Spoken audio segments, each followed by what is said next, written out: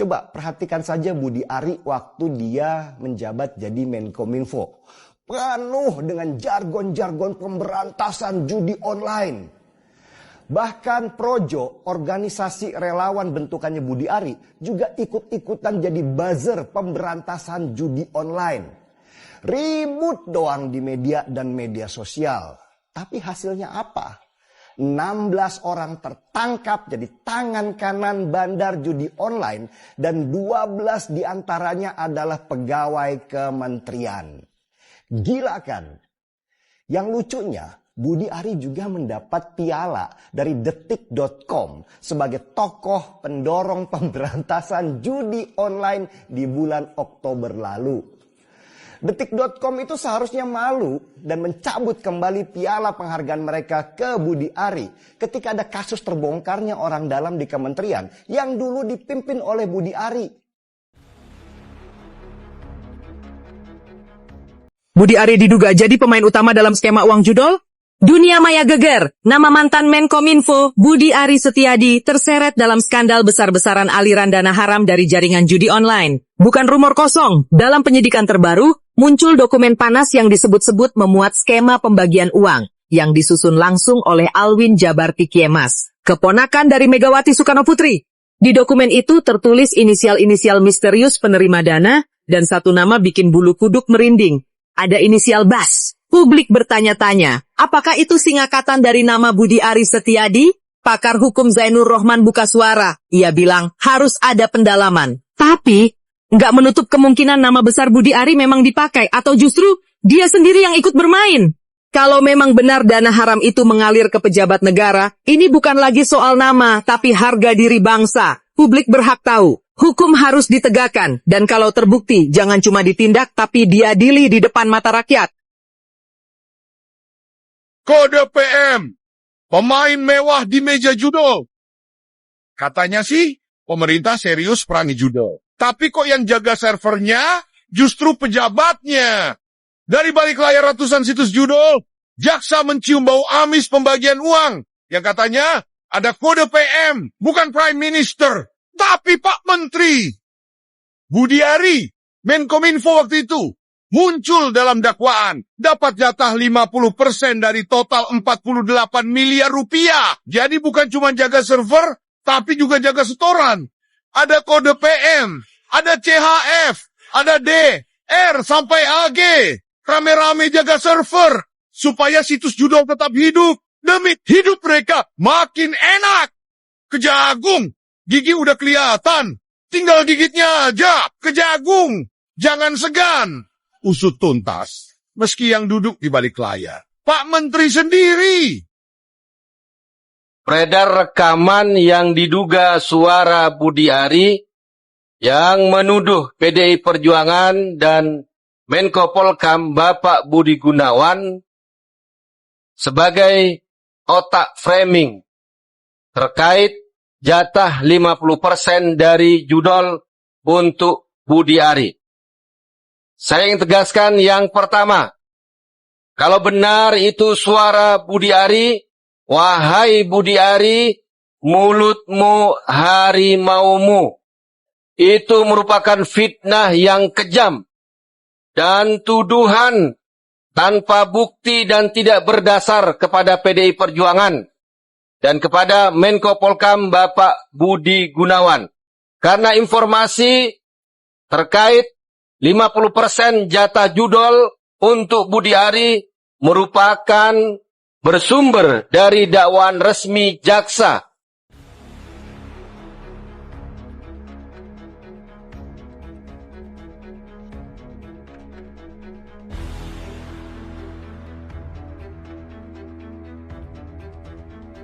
Bersetubuh secara politik dengan kekuasaan dan menjadi hamba kekuasaan. Coba kalau kita lihat sekarang, banyak aktivis-aktivis zaman dulu sekarang itu mulutnya sudah diam. Sementara aktivis yang muda sekarang ya cenderung malah terlalu pragmatis. Ya seperti itulah. Saya baca komentar dulu ya. Monang Dixon Gultom, SHMH, perkara terkait penguasa perlandas karena digembung keadilan tertinggi adalah ketidakadilan tertinggi. Haji Muhammad Saud, gerakan tangkap Budi Ari. Iya.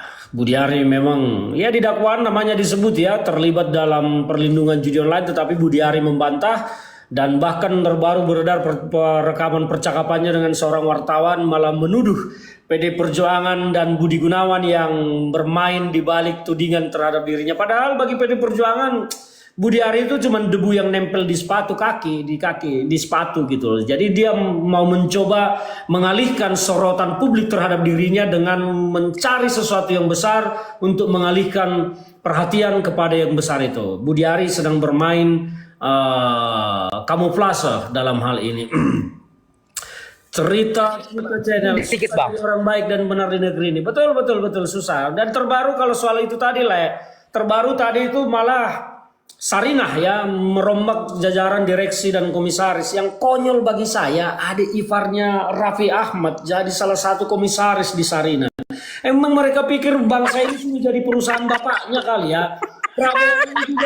Prabowo ini banyak omong-omong aja, pidatonya berapi-api kayak apa seolah-olah Indonesia ini mau dia bikin baik. Ternyata pemilihan pejabat saja menurut saya gagal. Prabowo ini dia masal memilih orang aja, menyenangkan semua pihak, dirangkul semua supaya tidak ada yang ribut. Bagaimana negara mau maju kalau badan usaha milik negara diurus oleh orang-orang tidak kompeten?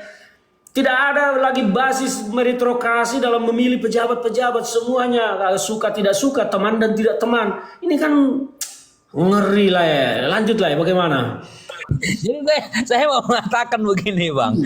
Hari ini ya, ada persepsi publik mengatakan bahwa negeri ini diasuh oleh sentimen, diasuh oleh emosi, bukan lagi diasuh oleh pikiran, Bang. Bukan lagi Itu yang tidak berlaku. Nggak berlaku lagi, Bang. Ya, nggak berlaku lagi, Bang. Yang terjadi hari ini yang seperti saya mengatakan tadi bahwa lu bisa bawa masa, lu terpakai. Lu bawa masa, lu bisa terpakai, Bos. Bayangin aja, Bang, itu level nasional, Bang. Bawa masa atau bawa uang ya? Ya melekat lah itu.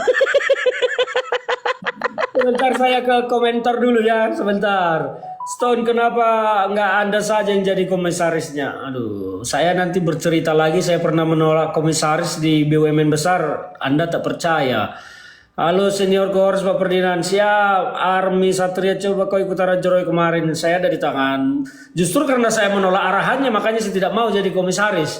Saya bukannya tidak dikasih bos. Tapi saya menolak. Hei pengatur negara untuk gitu. Amang apakah ada langkah hukum yang akan ditempuh terkait perkataan Budi Ari yang sedang beredar? Saya belum mengikuti persis ya, tapi saya pikir tidak akan diambil langkah apa-apa ya, karena Budi Ari ini apa sih?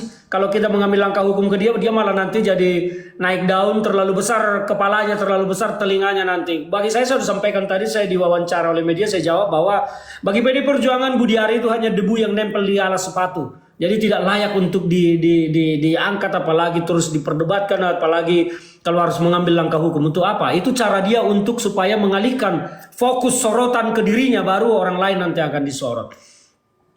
MPJJ Bung Ferdinand, ganti aja Mas Prabowo pilihanku dulu, kamu aja Bung Presiden serius. Aduh, lanjut Bung Dan. Ayo teman-teman yang lain yang mau naik silakan ya, kita boleh bergabung, kita diskusi-diskusi.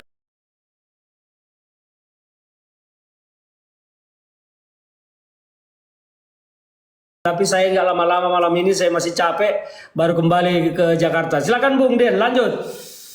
Gitu, Bang. Jadi kalau kita akan lebih bagus teguran yang nyata-nyata daripada kasih yang tersembunyi. Karena ingat, pemegang saham terbesar di Republik ini adalah rakyat, ya. Seluruh pejabat itu adalah titipan. Tentu basis berpikirnya para pejabat adalah bagaimana mensejahterakan rakyat. Lu mau ngomongin danantara, lu mau ngomongin hilirisasi, kalau ujung daripada kegiatan itu tidak mensejahterakan rakyat, itu ekuivalen kamu gagal.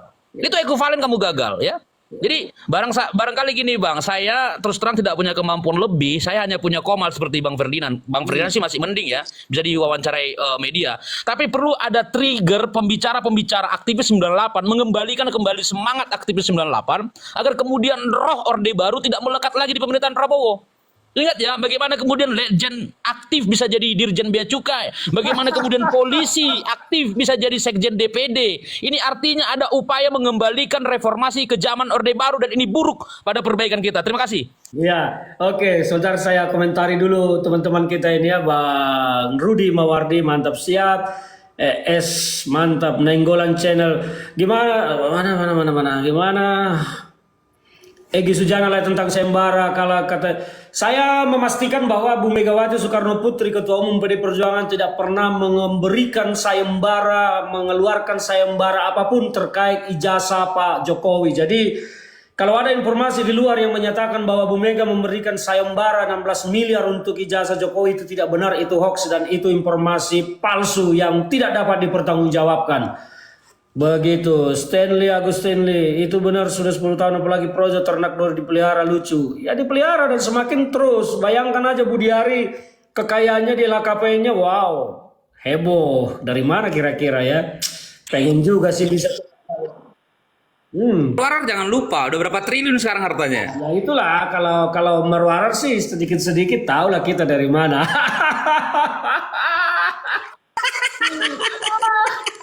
Aduh, ex-ampere nggak ada sayembara tapi sudah kerjasama, nggak ada. PDI Perjuangan tidak pernah bikin rusuh. PDI Perjuangan konsisten menjaga Indonesia Raya. Begitu ya. Mana ini? Kalau tidak ada kenapa gitu saja tidak? Ya. PDI Perjuangan tidak ingin selalu dikit-dikit laporkan, penjarakan. Tidak begitu kita berpolitik ya. PDI Perjuangan itu punya politik yang soft untuk menghadapi komentar-komentar masyarakat yang bisa nyeleh atau komentar pejabat. Tetapi kalau sudah menyangkut konstitusi, PDI Perjuangan pasti akan terdepan. Begitu. Nah, minyak bos turunkan bukan makan gratis. Nah, betul. Makan gratis itu aduh, pekerjaan sia-sia ya, karena sampai saat ini belum tidak jelas juga sih. Aduh, komentari makan gratis ini capek. Begitu. Masih ada Bung Dean yang mau disampaikan?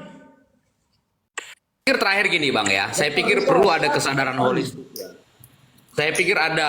Perlu ada kesadaran holistik. Jadi kita membutuhkan sirkulasi elit Bang. Jadi elit-elit yang sudah nggak produktif, ya udah gugur aja deh kalian, mundur masuk ke barisan paling belakang. Bang Ferdinand punya tanggung jawab untuk menghadirkan politisi-politisi baru yang muda untuk kemudian menjadi pembicara-pembicara nasional Bang. Makasih Bang, itu saja Bang. Ya, oke, kita mainkan dulu ini yang kedua, not found. Monggo, silakan. Oke, Bang, mau lihat ya. Ya.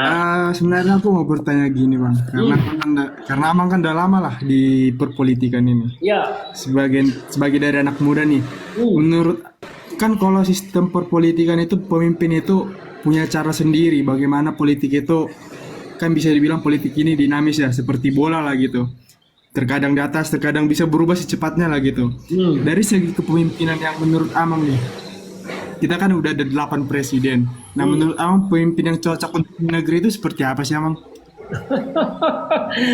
Kalau pertanyaan soal pemimpin, saya tidak mau bicara tentang sosok. Saya mau bicara sebuah kriteria tentang seorang pemimpin yang ideal. Wah, bagi bangsa kita.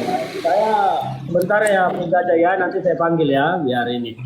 Kriteria pemimpin yang cocok untuk Indonesia ini adalah seorang pemimpin yang mampu, punya kapasitas berpikir, menggerakkan apa yang kita miliki menjadi energi utama, menjadi bahan bakar utama membangun Indonesia.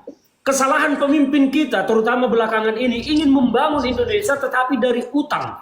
Akhirnya apa? Pembangunan kita itu menjadi semu, menjadi tidak mengakar, menjadi tidak dirasakan oleh rakyat secara paripurna. Seperti jalan tol, oke betul kita butuh infrastruktur, dibangun itu, tetapi menjadi beban juga bagi operasional. Beban bagi masyarakat, beban bagi pengusaha, karena itu dibayar. Saya berpikir bahwa seorang presiden harus mampu membangun jalan infrastruktur untuk rakyatnya yang gratis, bukan membangun jalan tol yang berbayar. Jalan tol berbayar itu ada ketika infrastruktur utamanya yang disediakan oleh negara sudah tersedia. Maka disediakanlah jalur alternatif yang boleh dilewati, boleh tidak, lu bayar, lu lewat. Sekarang banyak akses yang mau tidak mau harus diikuti, yaitu jalan tol menjadi akses utama, dan jalan selama ini yang disediakan negara tidak jelas. Nah, bagi saya seorang pemimpin itu inti pokok pertama harus mampu mendesain pembangunan Indonesia menggunakan kekuatan yang kita miliki. Itu harus menjadi pokok sentral, epicentrum pembangunan Indonesia. Baru alternatif pembangunan kedua adalah sesuatu yang lain tapi menggunakan energi kekuatan luar. Misalnya investasi atau apa segala macam. Nah, persoalan kita sekarang, kita bahkan hanya untuk makan gratis saja berpikir ngutang. Jadi ngapain bikin makan gratis kalau ngutang? Ngapain punya jalan tol kalau ngutang? Ngapain punya segala macam kalau utang? Hidup itu nggak enak dengan utang. Sangat tidak enak. Hidup itu akan nyaman kalau kita tidak punya hutang. Tidurnya itu nyenyak. Coba bayangkan sekarang, memang pemerintah ini tidur nyenyak sekarang memikirkan harus membayar 800 triliun. Sebentar lagi bulan 6, bulan 7 tiba. 800 triliun Indonesia harus membayar hutang jatuh tempo, pinjaman dan bunga. Sementara APBN kita kasnya isak napas.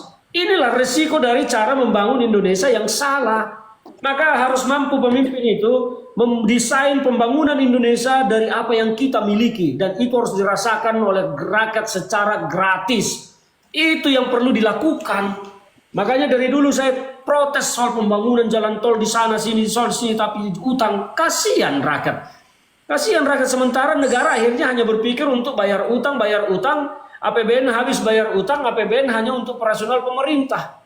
Kan ini yang repot. Ini yang repot. Kita boleh berutang tetapi harus punya dulu landasan yang benar dari kekuatan kita.